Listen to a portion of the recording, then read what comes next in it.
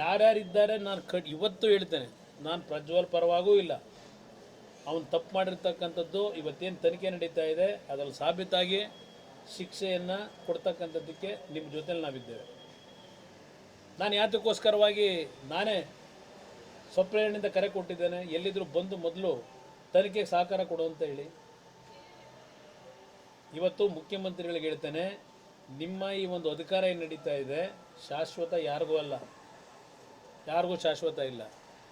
ನಾವು ಕಾನೂನು ಹೋರಾಟ ಮಾಡ್ತೀವಿ. ನೀವು ಯಾವಾಗ ಅಧಿಕಾರ ದುರುಪಯೋಗ ಪಡಿಸ್ಕೊಂಡು ಹೊರಟಿದ್ದೀರಿ, ಇವತ್ತು ನಿಮ್ಮ ಉಪಮುಖ್ಯಮಂತ್ರಿ ಪ್ರತಿದಿನ ಏನು ನೀವುಗಳು ಮೀಟಿಂಗ್ ಮಾಡಿದ್ದೀರಿ, ಯಾವ ಅಧಿಕಾರಿಗಳನ್ನ ಕರೆಸಿ ಏನೇನು ಡೈರೆಕ್ಷನ್ ಕೊಡ್ತೀರಿ, ನಮಗೇನು ಮಾಹಿತಿ ಬರಲ್ವಾ?